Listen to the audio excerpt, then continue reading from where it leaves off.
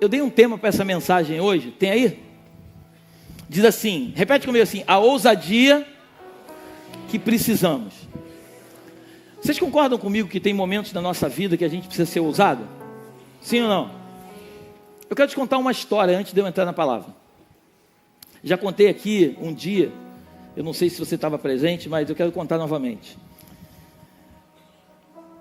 Os meus filhos, eles estudam numa escola aqui na Barra, uma escola muito puxada, e o ensino é muito rígido. Então eles precisam estudar muito para poder passar de ano, porque a escola realmente o ensino é forte. A gente até conversa, eu e minha esposa, fala, caramba, chega a dar pena dos meninos. Porque eles não param de estudar. É dever para tudo que é lado, é prova, é redação, é não sei o quê. Então assim, é uma loucura. E todo mundo sabe, lógico, que eu sou flamenguista. E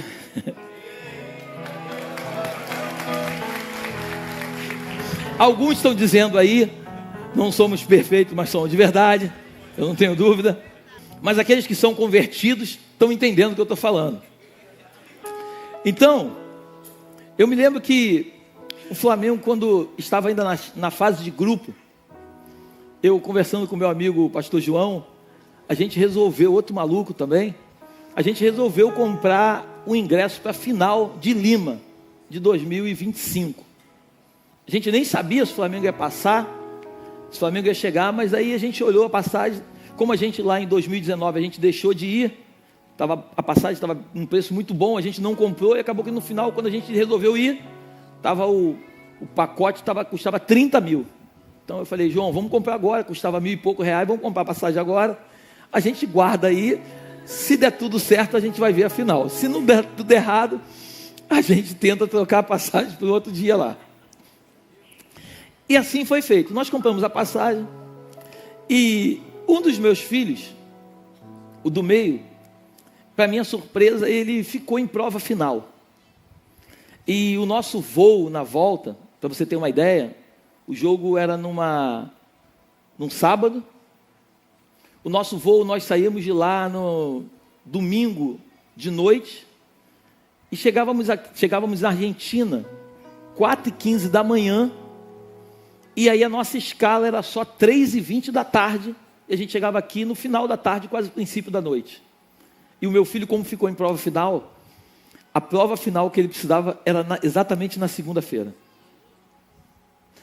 E eu tenho uma mulher que eu amo, mas é uma mulher braba, é uma mulher firme nos estudos. E eu falei para ela assim, eu vou levar ele assim mesmo. Ela falou assim, você é maluco, você não vai fazer isso. Eu falei, vai dar tudo certo.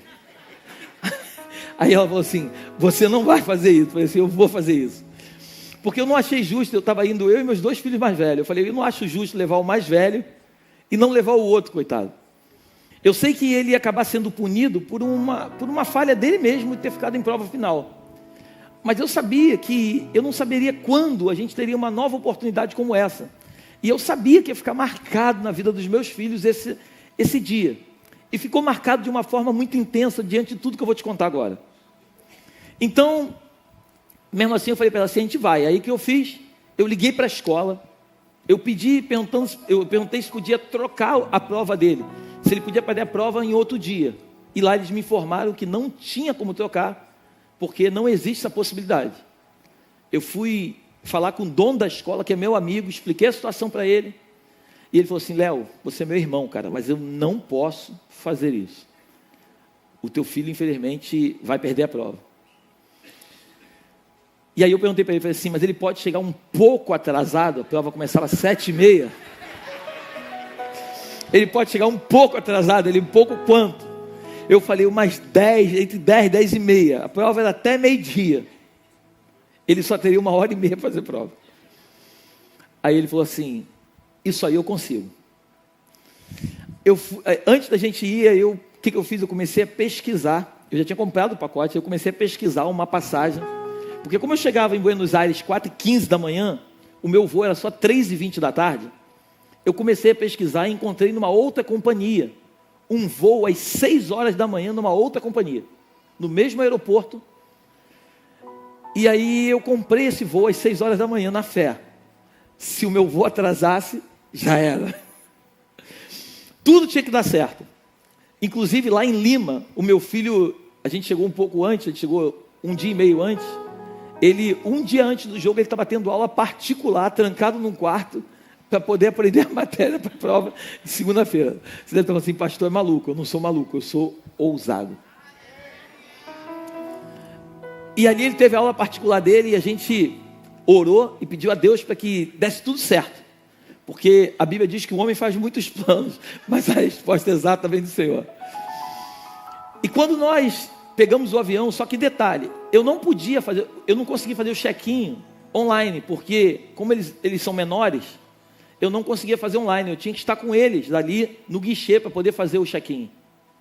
E eu não podia fazer o check-in em Buenos Aires, porque se eu chegasse em Buenos Aires 4h15, tudo dando certo, até fazer o check-in, embarcar, eu perderia o voo 6 horas. Então a minha chance era fazer o check-in exatamente em Lima, na companhia aérea, que não tinha nada a ver com a primeira companhia que eu estava viajando. Eram 2 companhias completamente diferentes. Então o que eu fiz? Eu cheguei no aeroporto em Lima, na volta, muito antes do meu voo. Fui no guichê e falei para a moça, tudo bem? Olha, eu tenho uma passagem 6 horas da manhã de Buenos Aires para o Brasil. Eu queria fazer o check-in. A menina olhou, entrou no sistema e falou assim, eu não tenho como fazer aqui. Eu falei, como assim? Ela falou assim, não consigo fazer aqui, só quando você descer em Buenos Aires. Eu falei, querida, você me perdoa, mas eu estou acostumado a viajar. O sistema é um só, se você entrar aí, você consegue fazer. Resumindo, ela disse que não podia, eu insistindo que podia, ela disse que não. E de repente, uma irmã do lado, uma pessoa que trabalhava na mesma empresa que ela, do lado, perguntou assim, o que está acontecendo aí? Aí eu falei para ela, está acontecendo isso, isso e isso, tudo em espanhol. Tudo em espanhol. Tudo em espanhol. Aí eu falei, está acontecendo isso, isso e isso. Aí ela chegou para essa moça que estava me atendendo e falou assim, passa para mim que eu vou fazer para ele. Aí a menina falou assim, você consegue fazer? Ela falou assim, consigo. Essa menina que estava me atendendo, ela era nova, ela não sabia. A outra, que era mais experiente, resolveu fazer. Aí no primeiro momento eu falei, Deus, tu está nesse negócio. E minha preocupação não era a prova. A minha preocupação era o meu casamento. Se desse tudo errado, não tinha mais pastor Léo na Belém. E aí eu resolvi, aí a gente conseguiu fazer o check-in, eu falei, opa, primeira coisa foi resolvida, agora tem que torcer para o voo não atrasar e ele chegar lá a tempo. Embarcamos na hora certinha. E quando nós embarcamos, em vez de chegar lá 4h15, eu não sei exatamente o que aconteceu, não sei se foi na saída, a gente chegou lá 4h25, atrasou 10 minutos. Só que detalhe, quando eu comprei a passagem, eu já comprei a passagem nos primeiros assentos. Eu tentei comprar no primeiro, não tinha, eu comprei no quinto, na fileira 5. Então, para poder descer rápido da aeronave, para poder ser os primeiros a sair, para poder dar tempo. Quando eu desci, eu já encontrei o rapaz, eu falei, meu amigo, deixa eu te falar, eu tenho um voo agora, 6 horas da manhã. Se eu for dar essa volta toda no aeroporto, eu não vou conseguir chegar, porque o aeroporto é grande lá em Buenos Aires. Eu falei, eu não vou conseguir chegar, eu preciso que você me ajude. Ele falou assim, encosta aqui do lado. Encostei do lado, fiquei esperando. 10 minutos se passaram e o abençoado atendendo todo mundo esqueceu de mim. Eu falei, meu amigo, só para te lembrar, eu preciso... Aí ele falou, não, é rápido. Passa por essa esteira aqui. Aí, passei pela esteira. Quando eu saí do outro lado, o meu embarque era exatamente na porta do lado da onde eu tinha saído. Embarquei na aeronave e falei, Deus, mais uma vitória, não pode dar nada errado, tem que chegar no tempo certo. Só que detalhe, eu ia chegar no aeroporto 9h55, eu tinha até 10 horas, no máximo 10h30 para chegar, e eu sabia que eu jamais conseguiria chegar de carro. Liguei para o meu amigo Dudu, que tem moto, falei, cara, eu tenho uma missão. Eu estava lá ainda, eu falei, tenho uma missão para você. Tu é meu amigo? Ele falou assim, sou. Mas tu é mesmo? Eu falei, sou. Tu vai transportar a coisa de mais valor que eu tenho na vida. O meu filho nunca andou de moto na vida. Ou melhor, nunca tinha andado. Quando eu desci no aeroporto, descemos lá na hora de sair, para sair da aeronave, demorou mais 10 minutos, saímos lá umas 10h05, mais ou menos, 10h10, né? Mas eu quando te encontrei era umas 10h05 mais ou menos, né? Era mais ou menos isso, era. Aí ele estava lá na porta, lá no aeroporto, com dois capacetes na cabeça e outro na mão. Aí eu falei, Leozinho, seja o que Deus quiser. Botei o capacete nele. Eu falei, Dudu, tá contigo agora. Nisso a minha esposa já tinha ido lá para a escola, já foi para lá, já administrando ali, dizendo, não, meu filho está chegando. Aí, detalhe, o menino tinha que passar na prova. Não era só fazer a prova. Então, aí eu sei que, resumindo, Dudu chegou lá antes de 10h30, ele fez a prova, e qual foi a notícia? Oh, glorifica o Senhor. Por que eu estou te contando essa história? É uma história engraçada, mas por que eu estou te contando? Talvez o sonho do meu filho pudesse ser frustrado em algum momento. Talvez, se eu não tivesse a ousadia e a coragem de lutar contra as adversidades da vida, provavelmente o sonho do meu filho seria frustrado. O Flamengo foi campeão, deu tudo certo. O Flamengo foi campeão. A gente chorou junto, uma imagem que eu nunca mais na minha vida vai passar. Eu e meus 2 filhos abraçados na arquibancada, chorando. Caíram em cima de mim, quase quebraram minha perna. Uma doideira danada, um perrengue. Mas assim, foi um momento incrível. Os 2 disseram para mim, pai, foi a maior experiência da nossa vida. A gente saiu, só estava nós 3 só de família. O outro pequenininho ficou em casa com a mãe. Então, a gente se curtiu, a gente dormiu junto, a gente riu, a gente chorou, a gente vibrou, a gente torceu. O sonho do meu filho poderia ter sido frustrado se eu não permitisse que a ousadia, a coragem, a intrepidez estivesse muito forte dentro de mim. Você está comigo aqui nessa manhã? Eu quero trazer uma mensagem para o teu coração, para te despertar nessa manhã. Eu quero trazer uma mensagem para que você olhe para aquilo que nós vamos falar hoje, para que você ouça com muita atenção e para que você perceba que no decorrer da sua história sempre vão se levantar algumas barreiras para que possa impedir o agir de Deus sobre a sua vida e muito mais do que isso, fazer com que você viva o extraordinário de Deus. O projeto do diabo sempre foi destruir o projeto de Deus. O diabo, ele não é inimigo de Deus, porque Deus não tem inimigo, Deus é soberano. O diabo é o teu inimigo, é o meu inimigo, é o nosso inimigo. Então tudo que tem a ver contigo e comigo, ele é contra. Porque quando ele frustra os teus sonhos, ele não frustrou os teus sonhos, ele frustrou os sonhos de Deus sobre a sua vida. Porque a Bíblia diz que é Ele quem coloca o querer e o realizar no seu coração. Então quando você deseja alguma coisa, quando Deus colocou no meu coração o desejo de ir para Lima, parece bobagem que eu estou te falando, estou falando de futebol, parece uma bobagem, mas quando Deus colocou isso no meu coração, quando eu sentia vontade de levar os meus filhos para Lima, eu sabia que nós iríamos viver o extraordinário. Então em algum momento da nossa história, o inimigo da nossa alma tentou frustrar os nossos sonhos. Engraçado que o meu filho do meio, ele é tão precioso, como todos são, mas ele é um menino tão incrível, que ele falou assim, pai, não tem problema não, eu não preciso ir, vai você e o João. Eu falei, não filho, nós vamos junto, nós vamos viver tudo isso junto, nós vamos vencer junto, e nós vamos glorificar juntos, porque o sonho foi nós 3 estarmos juntos. Não foi eu e o seu irmão, foi nós 3 estarmos juntos. Então, se der tudo certo, a gente vai glorificar junto. Se der tudo errado, arruma um quartinho para o papai dormir. Mas Deus é bom, e Deus permitiu que desse tudo certo. Eu não morri. E eu quero compartilhar contigo, eu queria que você abrisse sua Bíblia em Daniel capítulo 1. Eu quero ler o capítulo todo. Diz assim: no ano 3º do reinado de Jeoaquim, rei de Judá, Nabucodonosor, rei da Babilônia, veio a Jerusalém e a sitiou. Só um minutinho, deixa lá o versículo 1. Por que diz lá? No ano 3º do rei Jeoaquim, rei de Judá. Eu já tinha explicado aqui algumas vezes, vou explicar de novo. O reino de Israel, ele foi dividido em 2 reinos. O reino do sul, que é Judá, Jerusalém, e o reino do norte, que é Samaria. Então o reino do norte tinha um rei, e o reino do sul, que é o reino de Judá, tinha um rei nessa época, que era o rei Jeoaquim. Estamos juntos aqui?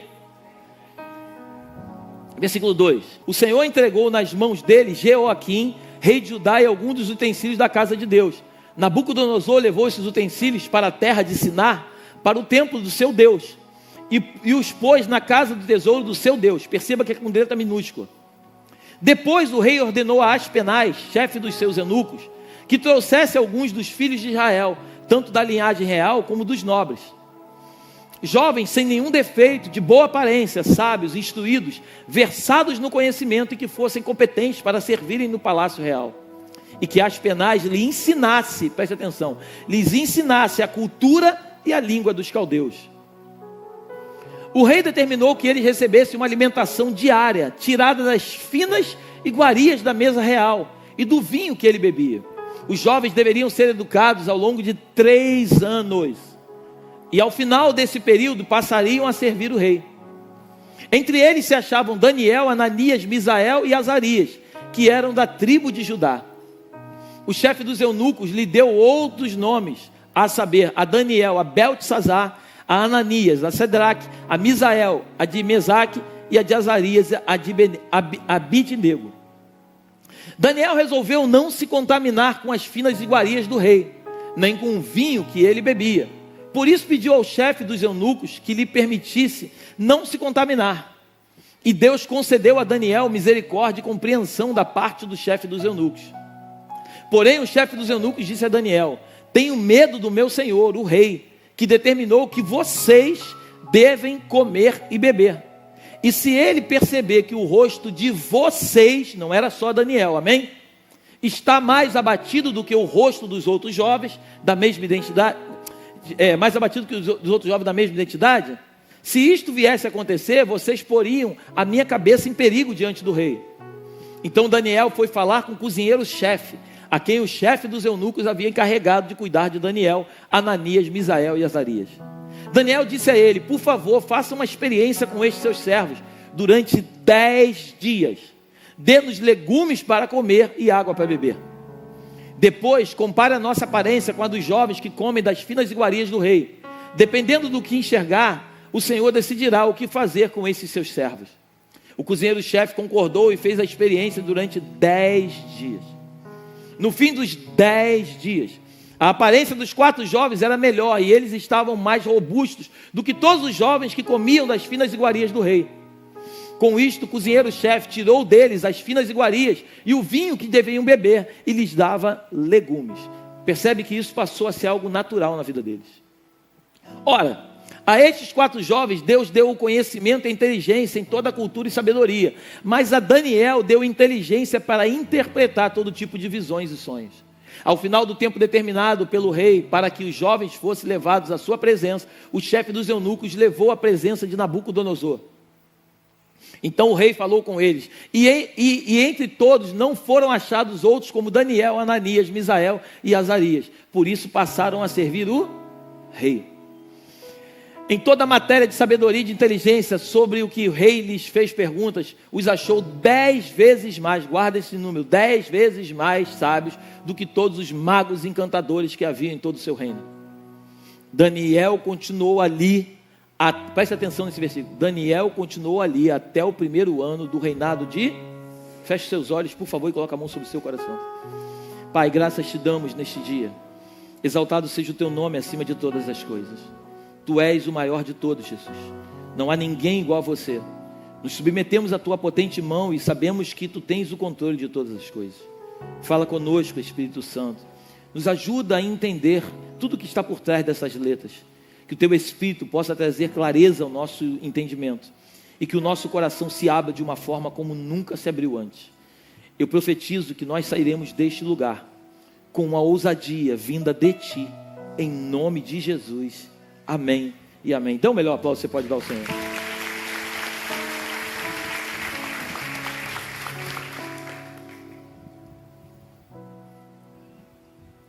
A gente vai perceber o seguinte. Daniel, eles foram... Eu quero só... Depois na tua casa você lê Jeremias capítulo 36.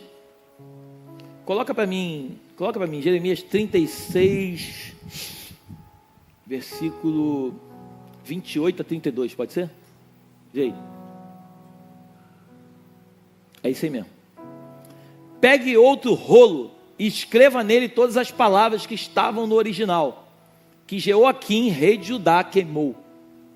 E Jeoaquim, rei de Judá, diga que a Jeoaquim, rei de Judá, diga que assim diz o Senhor: você queimou aquele rolo e perguntou por que Jeremias escreveu nele que certamente viria o rei da Babilônia, destruiria essa terra e acabaria com as pessoas e os animais. Portanto, assim diz o Senhor a respeito de Jeoaquim, rei de Judá: ele não terá quem se assente no trono de Davi, e o seu cadáver será largado ao calor do dia e à geada da noite. E eu o castigarei, bem como a sua descendência e os seus servos, por causa da iniquidade deles. Sobre ele, sobre os moradores de Jerusalém, sobre o povo de Judá, farei cair todo o mal que tenho falado contra eles, sem que me ouvissem. E o 32 para fechar: então Jeremias pegou outro rolo e o deu a Baruque, filho de Nerias, o escrivão, o qual escreveu nele, conforme Jeremias ia ditando, todas as palavras do livro que Jeoaquim, rei de Judá, havia queimado, e ainda se acrescentaram a elas muitas palavras semelhantes. Você está comigo aqui? Para que você entenda, Jeremias ele era um profeta, amém? Então Jeremias ele foi levantado por Deus naquele tempo, no reinado de Jeoaquim, e a Bíblia diz que Jeremias ele chama o escrivão Baruque, ele fala assim: ó, escreve aí tudo que eu vou te falar. Aí ele começa a dizer, assim diz o Senhor. E Baruque começa a escrever num rolo tudo que Jeremias começa a profetizar. E Jeremias começa a profetizar dizendo o seguinte: olha, assim diz o Senhor, virá um rei, o rei dos caldeus, chamado Nabucodonosor. Esse homem virá aqui em Judá, ele vai sitiar toda a cidade, ele vai destruir tudo, ele vai quebrar tudo, vai matar você, se você não se render a ele, se você não se humilhar diante da potente mão do Senhor, se você não se entregar para esse rei, ele vai matar você, vai matar os teus filhos, vai destruir tudo, e você precisa entender o que Deus está fazendo. Mas o orgulho do coração de Jeoaquim, que era o rei, ele não permite que esse orgulho, ou melhor, ele não permite que a humildade chegue ao seu coração, e o orgulho acaba o destruindo. E assim de fato aconteceu. Então Nabucodonosor invade Jerusalém, ele queima tudo, ele destrói tudo, ele pega todos os utensílios de ouro, de prata, que existiam no palácio, no templo, ele leva tudo lá para a Babilônia, e ele leva cativo todo o povo de Judá ali. E dentre esse povo de Judá estavam esses 4 homens: Daniel, Azarias, Misael e Ananias. Então ele leva esses 4 juntos, e a Bíblia é muito clara, a Bíblia diz que eles eram diferentes, porque a cultura deles, a sabedoria deles, o entendimento deles era diferente dos demais. Aqui eu quero abrir um parênteses. Eu sempre digo aqui na Belém, que a gente tem o costume muitas vezes de pedir a Deus para que Deus faça algo na nossa vida, para que depois a gente se prepare para aquilo que Deus vai fazer. Mas na verdade o reino de Deus não funciona dessa forma. Primeiro a gente se prepara de acordo com aquilo que a gente deseja que Deus faça, e quando a gente está preparado, quando aparece a oportunidade exata, a gente agarra com unhas e dentes, a gente nunca mais perde. Você precisa crer nisso, não porque eu estou te dizendo, mas é porque a Bíblia nos ensina. Você precisa se preparar. Davi era um homem que estava atrás das malhadas, ele estava cuidando de ovelha, quando ninguém sabia quem ele era, mas Deus o conhecia. Os seus irmãos sabiam quem era Davi, sabia que ele era o filho mais novo, não tinha respeito nenhum por ele, mas os céus respeitavam aquilo que Davi fazia. Você precisa acreditar que aquilo que você faz em oculto, o nível de revelação, o nível de entrega, o nível de excelência que você entrega para aquilo que você faz, as pessoas na terra podem até não ver, mas o céu está vendo quem é você. E quando aparecer uma oportunidade, pode ter certeza que a oportunidade cairá no teu colo, e não no colo daqueles que não estão preparados. Então agora aqueles 4 jovens são levados para dentro do palácio na Babilônia. Depois você lê na tua casa Daniel capítulo 5, nos conta a história de um rei, ou melhor, ele era filho de rei chamado Belsazar. Daniel passou a se chamar Beltesazar. E existia um rei lá na Babilônia chamado Belsazar. Esse rei, ele era filho de Nabonido. Nabonido, ele era neto de Nabucodonosor. Nabucodonosor, quando ele morre, eu até anotei aqui, Nabucodonosor, quando ele morre, assume o trono Amel-Marduk, que era o seu filho. Amel-Marduk, ele governa por um tempo, e é um tempo muito curto ali na Babilônia, e ele é assassinado. No lugar dele se levanta um outro rei chamado Neriglissar, que era genro de Nabucodonosor. Ele também governa por um tempo, também foi morto. Depois dele veio um outro rei chamado Labash-Marduk, e esse rei também governou por não muito tempo. E depois dele se levantou Nabonido. Nabonido, ele era neto de Nabucodonosor. Estamos juntos aqui? E esse homem chamado Nabonido tinha um filho chamado Belsazar. Então Belsazar, ele era bisneto de Nabucodonosor. Esse jovem, ele estava no Daniel capítulo 5, ele vê uma mão na parede escrevendo, ele tinha se embriagado no templo, ele pega os utensílios do templo e ele começa a beber, se embriagar com as coisas sagradas. Eu quero abrir mais um parêntese aqui e te dizer que existem coisas que são consagradas, sagradas ao Senhor. E quando você brinca com aquilo que é sagrado, você vai trazer consequência para a sua vida. O maior exemplo que eu posso dizer nessa manhã é você próprio. Você foi levantado por Deus para ser consagrado, se tornar um nazireu de Deus. Se você não respeitar o nível de consagração que Deus tem sobre a sua vida, o caos vai chegar na sua casa. A maioria dos problemas que você vive são consequências de uma falta de respeito e temor a Deus por aquilo que você não acredita. Nós fomos chamados nesta terra para vivermos em santidade. O sacerdote na época, no Antigo Testamento, eles tinham umas vestes de linho branca e eles carregavam na testa uma frase, uma tábua escrita assim: santidade ao Senhor. Porque quem não tem santidade não conseguirá ver a Deus. Quem não anda num nível de excelência com Deus, quem não anda na verdade de Deus, dificilmente vai experimentar as coisas que Daniel, Ananias, Azarias e Misael viveram. Eles foram levados para dentro do palácio. Eu quero tentar correr, que o tempo é curto, mas eu quero que você esteja comigo aqui. Eles foram levados para dentro do palácio, eles foram separados para aprender. O texto é claro, coloca o versículo 1 lá. Eles foram separados para aprender a cultura daquele lugar. Eles foram separados para aprender a viver aquele lugar. E eles ficaram ali numa experiência de 3 anos. Eles ficaram 3 anos sendo preparados para viverem a cultura e toda a história daquele lugar. Mas o que me chama muita atenção é que Aspenaz, ele junto com os outros homens do reino de Nabucodonosor, eles tentam implantar dentro de Daniel, Ananias, Misael e Azarias, eles tentam implantar uma cultura, um conceito que na verdade Daniel vivia debaixo daquela cultura, mas aquela cultura não vivia dentro dele. Daniel vivia naquele ambiente, mas aquele ambiente não vivia dentro dele. Nós não podemos permitir que os valores errados desta terra venham prevalecer dentro de nós. Nós temos que carregar dentro de nós e entender que para a gente sair de uma situação difícil, eu não preciso dar o jeitinho brasileiro, eu não preciso andar no nível de malandragem, mas eu preciso ser um servo, um filho obediente que ouve os conselhos de um pai e obedece e cumpre exatamente aquilo que o pai ordena.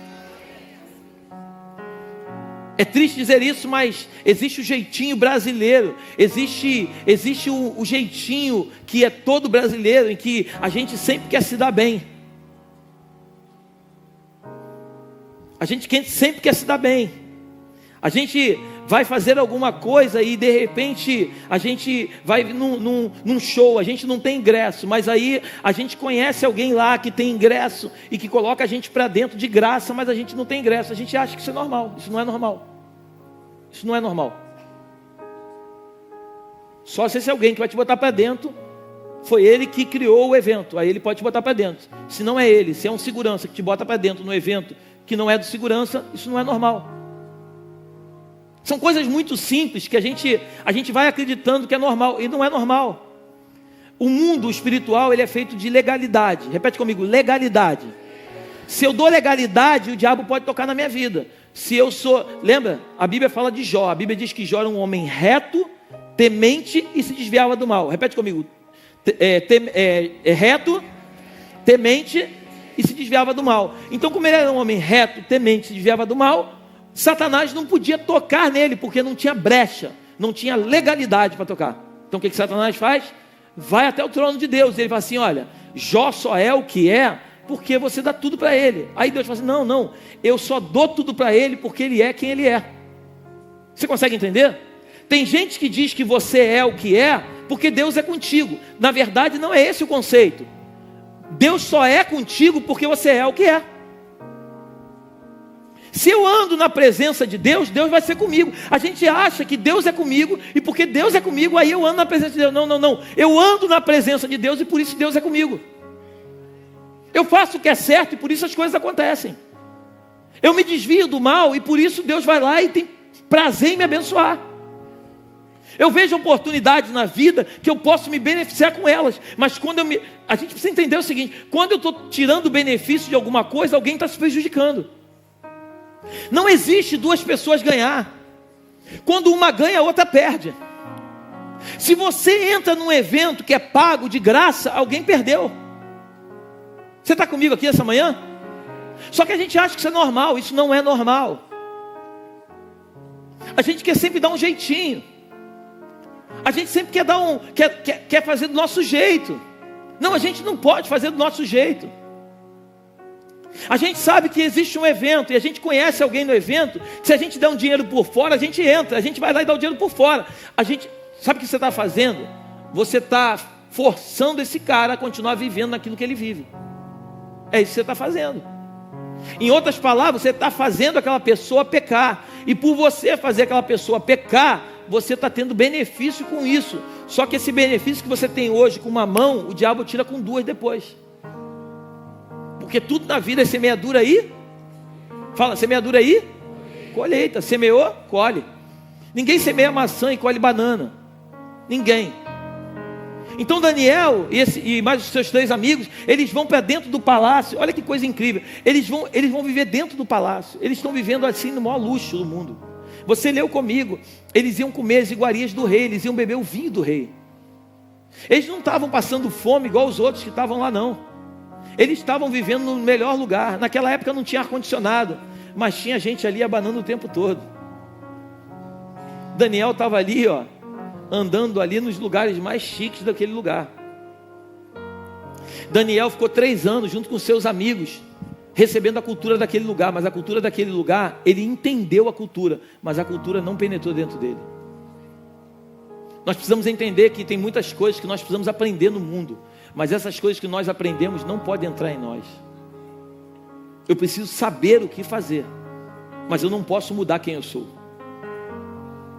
E quando ele pede uma oportunidade, quando a Bíblia fala de 10, depois você estuda na tua casa, 10 na Bíblia fala de totalidade. O número 10 está dizendo o seguinte: olha, me dá 10 dias. Daniel está falando o seguinte: olha, deixa eu cumprir toda a totalidade daquilo que Deus tem para mim. Só que é importante nós entendermos que Daniel, ele só conseguiu resistir junto com seus amigos, porque o texto é muito claro. Ele orava 3 vezes ao dia. Daniel, ele só resistiu àquela influência maligna porque ele se alimentou de uma outra coisa. Deixa eu te dizer mais uma coisa nessa manhã: você só vai resistir a algumas coisas se você se alimentar de outras. Ninguém resiste ao mundo se não se alimentar de Deus. Ninguém consegue andar no mundo sem pecar se não for alimentado por Deus. Todos nós dependemos de uma fonte, seja ela fonte doce ou seja ela fonte amarga. Se você beber da fonte doce, que é o Senhor, você vai viver uma vida de santidade, uma vida plena na terra. Mas se você se alimentar da fonte amarga, por mais que você tente viver dentro de um ambiente chamado igreja, você vai viver dentro da igreja, mas a igreja não vai viver dentro de você, porque você bebe de uma fonte que não é a igreja. Um domingo pela manhã, ou talvez um domingo à tarde ou à noite, não pode saciar a tua plenitude, o número 10, a tua plenitude da semana, um único dia. Não existe possibilidade.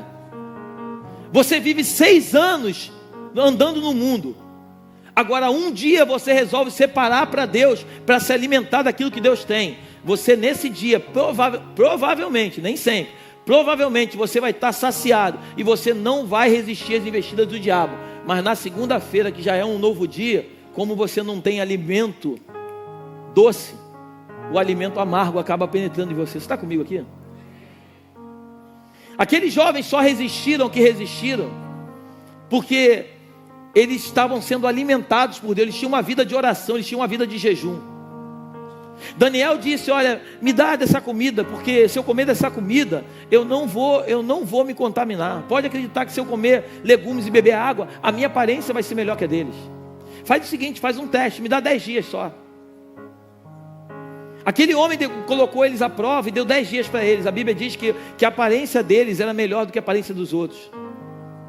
Por quê, pastor? Porque eles estavam se alimentando da árvore da vida. Quem se alimenta da árvore da vida nunca vai comer da árvore da morte. Quem se alimenta da árvore da vida não está preocupado de se alimentar da árvore do conhecimento. O grande problema é que a humanidade, ela quer conhecer muito. A gente só tem que conhecer aquilo que Deus quer que conheçamos. Existem coisas que nós não precisamos conhecer, nós só precisamos obedecer. Eu não preciso tentar adivinhar o que está por trás de tudo aquilo. Eu fui chamado para viver uma vida de santidade com Deus. Você foi chamado para viver uma vida de santidade. O teu posicionamento hoje vai determinar não só você, mas toda a tua geração. Eu garanto para você que o que eu vivi com os meus filhos não ficou só uma recordação no coração deles, mas ficou muito mais do que isso. Os meus filhos passaram cada vez mais a acreditar no Deus que nós servimos, porque tudo aquilo que aconteceu, nós dobramos o nosso joelho e oramos juntos, pedindo para que Deus pudesse nos dar a vitória. Em outras palavras, eu fiz com que os meus filhos mais uma vez experimentassem da misericórdia de Deus e que tudo ocorresse de uma forma plena. Em outras palavras, eu estou dizendo para eles o seguinte: vale a pena andar com Deus. Por mais que o mundo diga que não, vale a pena andar com Deus, porque quando a gente anda com Deus, Deus anda conosco. Quando a gente se submete à potente mão de Deus, Deus derrama a sua glória sobre nós.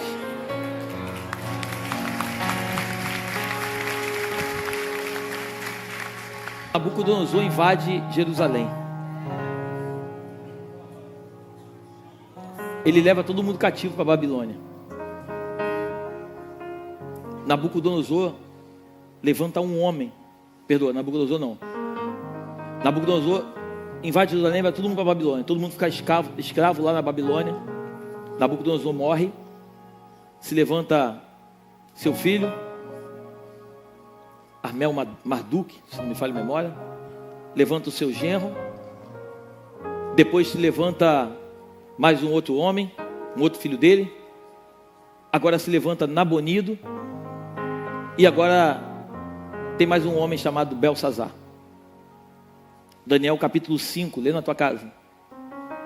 O rei Ciro, a cultura dos medo-persas, invadem a Babilônia, matam naquele mesmo dia Belsazar, todo o seu exército, e agora eles se apoderam do povo judeu que era escravo na Babilônia. Você está comigo aqui? O povo judeu saiu de Jerusalém e eles estavam escravos na Babilônia. Quem estava governando sobre eles nesse momento era Belsazar. Agora Ciro invade, Ciro mata esse homem e agora o império medo-persa agora tem domínio sobre esse povo, que é o povo escolhido de Deus que está na Babilônia. Eles estão na Babilônia, mas agora eles são escravos do império medo-persa.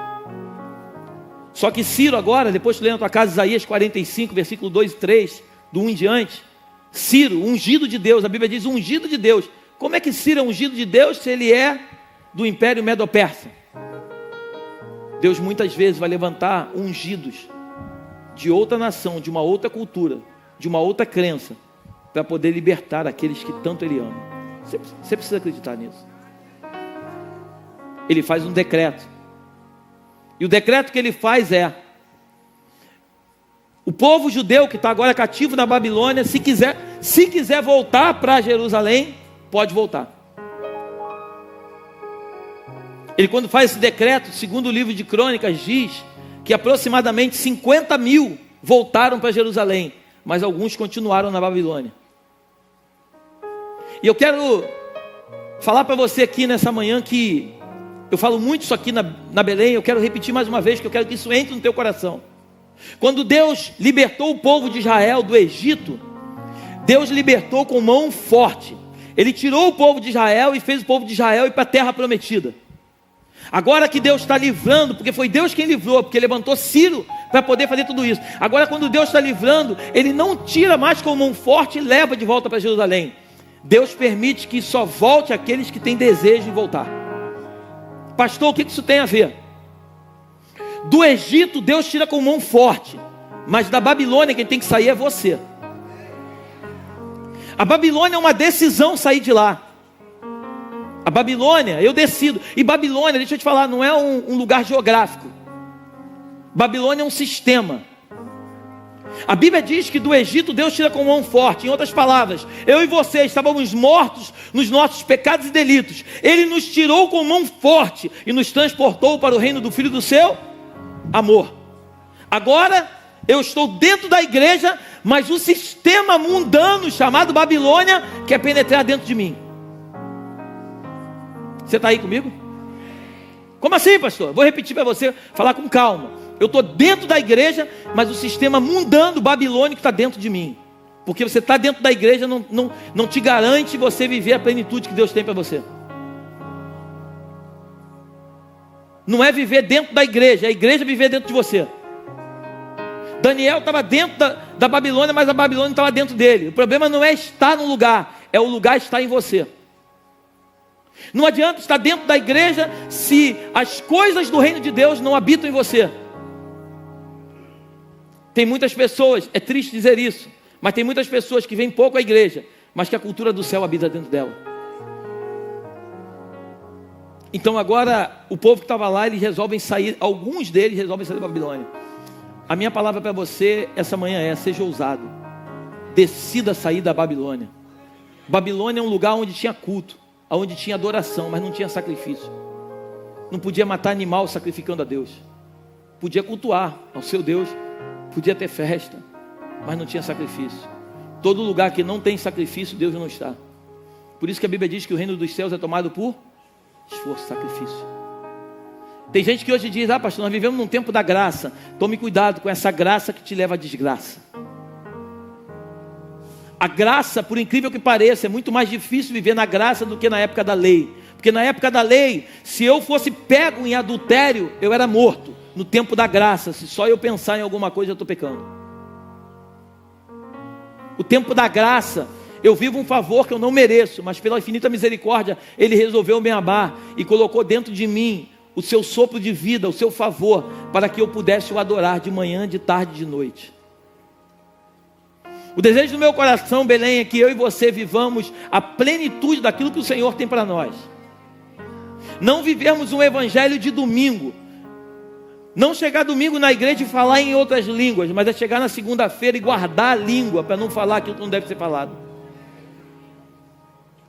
Às vezes a gente fica preocupado, xerebandará, iaçore, mandará, iaxá. Aí começa a falar um monte de coisa. Aí chega na segunda-feira: ô minha irmã, tudo bem? Eu estou te ligando, não é nada demais não. Mas lembra aquela irmã? De nada adianta falar em outras línguas no domingo, se não guardar a língua na segunda-feira.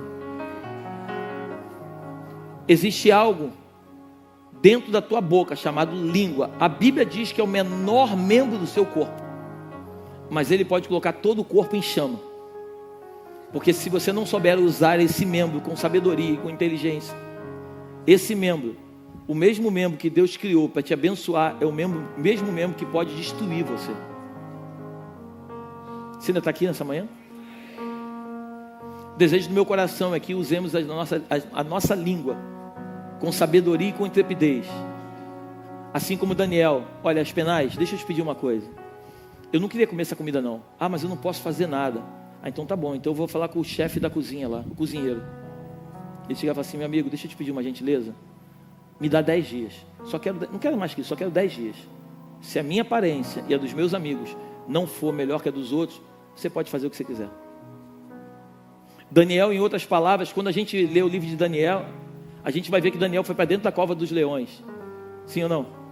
Sim. A gente vê Daniel não se rendendo à cultura mundana daquela época. Mas se a gente parar para refletir, Daniel já tinha colocado a sua vida em risco logo no momento em que ele chegou na Babilônia.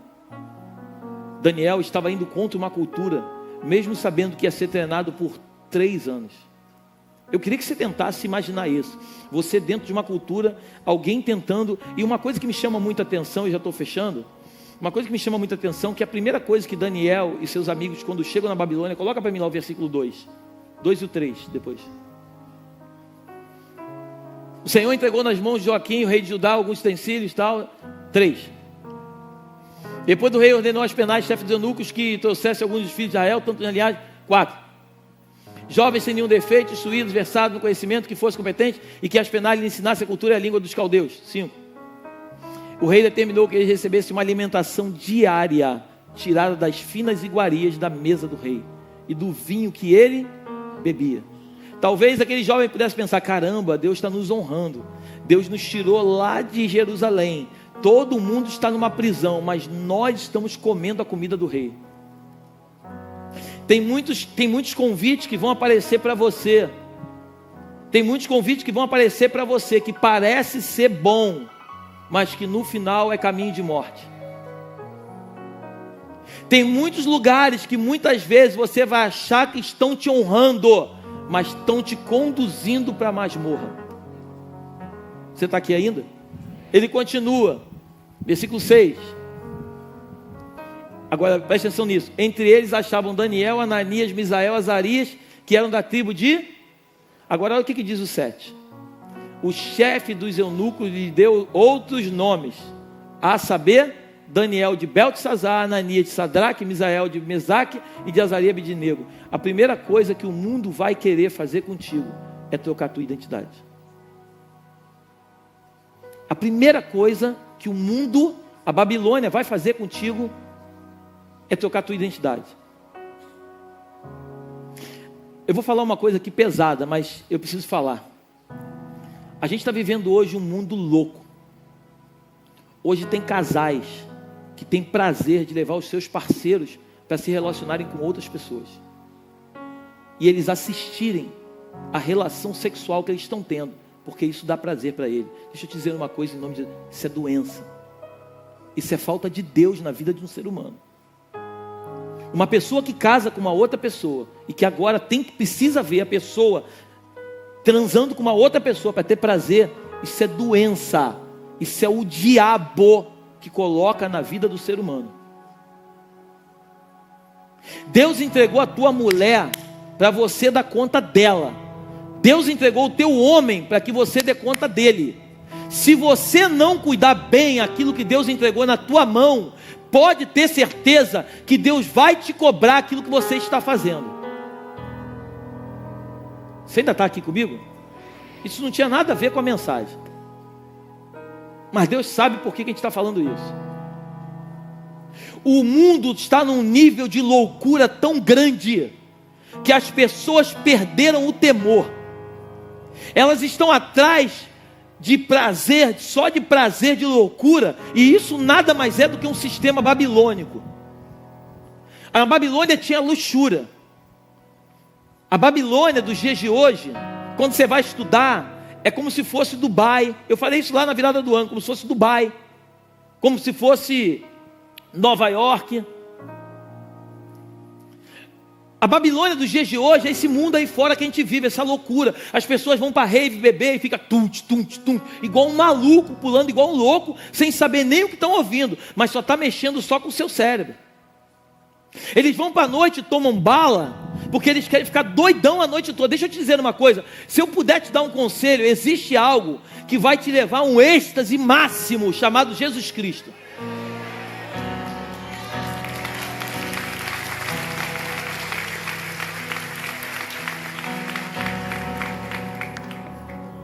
Quando você toma bala, você fica doidão numa noite, no dia seguinte tu está mal. Jesus, quando tu bebe de Jesus, você fica doidão o dia inteiro, no dia seguinte está mais doidão ainda. É uma onda que não passa. Ninguém entende nada, o mundo está caindo e você está glorificando. O cara fala: meu irmão, que droga é essa que está tomando? Não é droga não, meu irmão, isso aí é Jesus Cristo. É aquele que há 2000 anos atrás se entregou por mim, para que eu pudesse viver a plenitude que eu estou vivendo. Eu não sei você, Belém, mas o desejo do meu coração é viver cada uma das promessas de Deus para a minha vida. O desejo do meu coração é eu e você mergulharmos no profundo em Deus e conhecermos Deus, o Deus que está por trás dessa letra. Essa letra sem o Espírito, ela mata. Mas quando essa letra é tomada pelo Espírito, quando o Espírito entra nessa letra, as letras começam a saltar nos teus olhos, você começa a entender quem Ele é, e qual é o plano da salvação, e você começa a ver que tudo que te apresenta não se compara, porque tudo é passageiro, mas só isso aqui é eterno.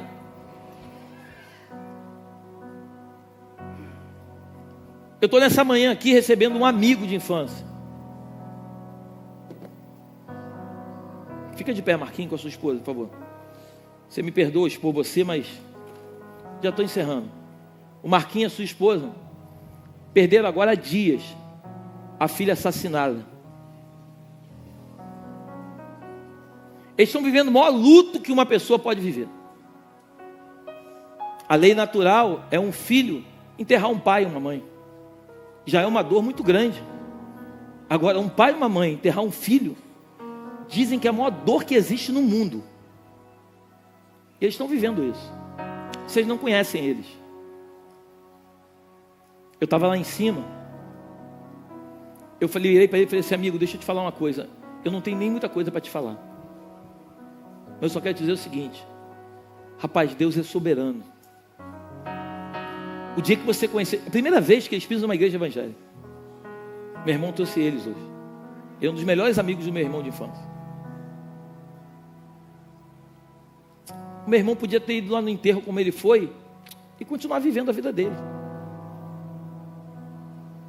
Mas o meu irmão um dia, eu louvo a Deus pela sua vida, irmão. O meu irmão entendeu quem é Jesus. Meu irmão foi buscar eles lá na casa deles hoje de manhã. Meu irmão chamou eles para tomar café aqui.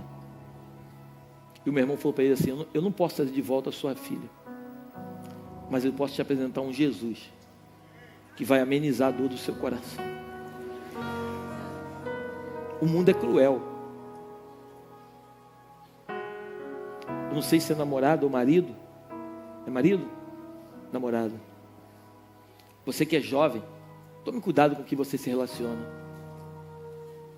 As pessoas estão loucas. As pessoas perderam a noção do mundo. As pessoas são egoístas.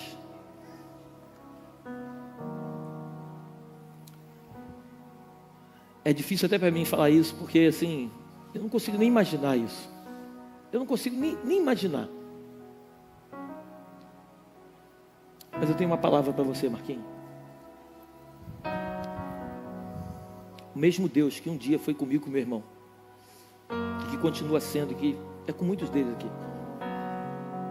Ele vai entrar no coração de vocês de uma forma tão poderosa que vocês vão ficar anestesiados.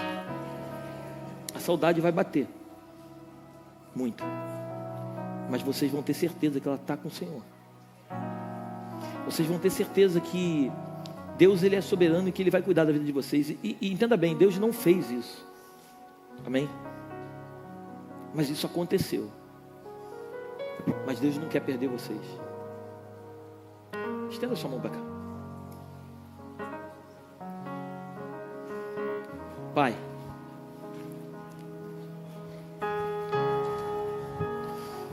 toma o Marquinhos e sua esposa em suas mãos, Senhor.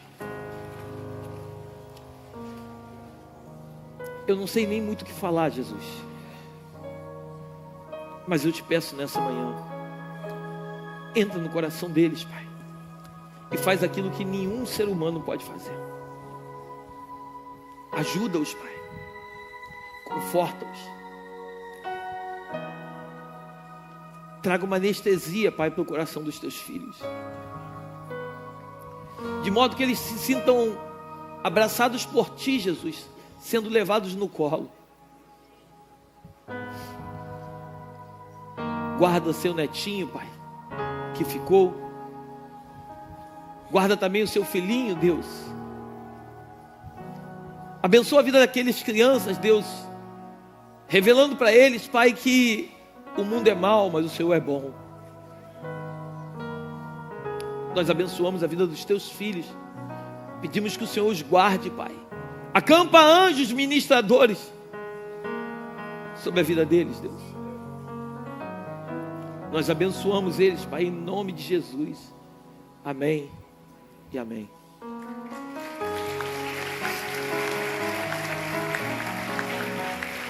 A Babilônia é isso. É um mundo mau, cruel, que você só vai colher coisas ruins lá fora. Os prazeres da vida, eles passam. Tem gente que gosta de beber e ficar doidão para curtir. Quando a onda passa, vem a ressaca. Essa matéria eu sou PhD.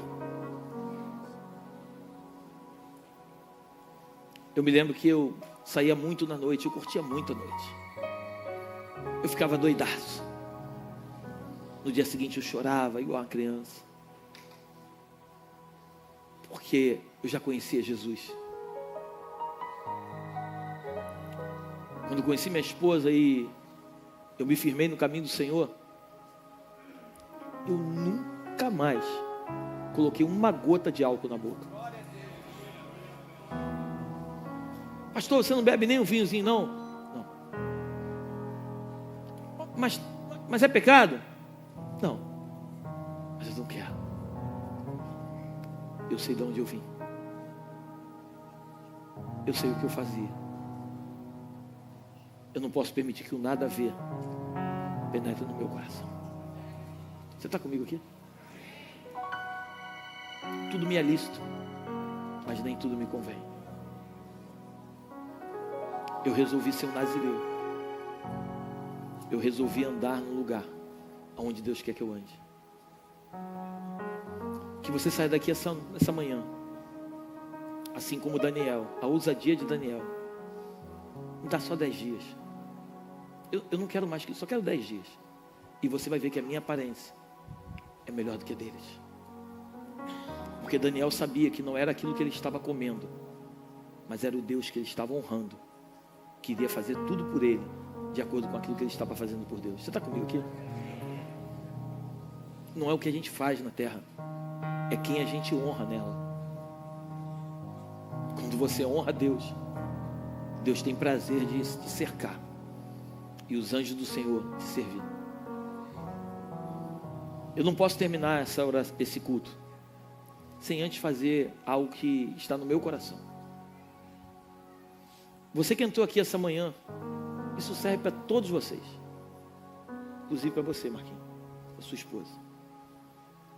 Se você que entrou aqui essa manhã, se você entendeu essa mensagem e você nunca abriu o seu lábio, você nunca confessou Jesus como Senhor e Salvador da sua vida, e se você nessa manhã, você quiser convidar Jesus Cristo para fazer parte da tua história, ou melhor, para que você faça parte da história que Ele escreveu para você, eu quero te convidar nessa manhã. Levanta uma das suas mãos que eu quero orar por você. Glória a Deus, amigo. Você que levantou a mão, vem cá. Oh, meu Deus, não acredito.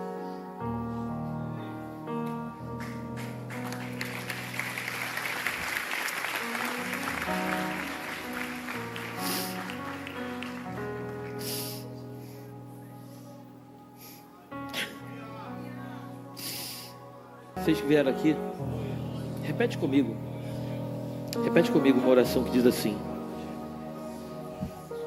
Repete comigo uma oração que diz assim: Senhor Jesus, eu te recebo como único e suficiente Salvador da minha vida.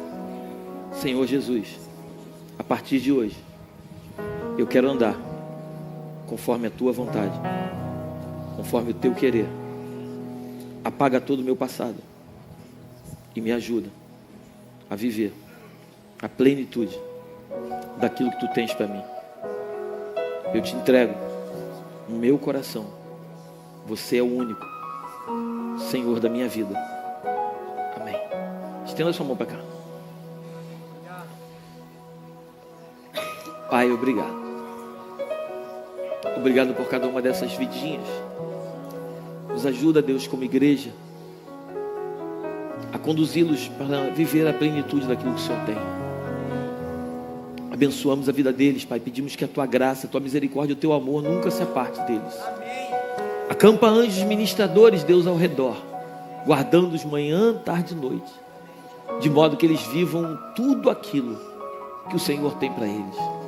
Nós os abençoamos, Pai, neste dia, e Te agradecemos porque eles entenderam, Pai, o plano da salvação, e eles estão recebendo o Senhor como o único e suficiente Salvador. Graças Te damos. Leva-nos para os nossos lares debaixo da Tua proteção e da Tua graça. Que o Teu anjo vá diante de nós, nos conduzindo pelo único e verdadeiro caminho, e que as doces consolações do Teu Espírito se façam presentes não só hoje, mas para todo sempre. Que tenhamos o melhor domingo da nossa vida e uma semana abençoada, em nome de Jesus. Amém e amém. Vocês que vieram aqui, tem uma igreja aí, ó. Vira para lá, para o Marquinhos. Uma igreja que ama vocês. Deus abençoe.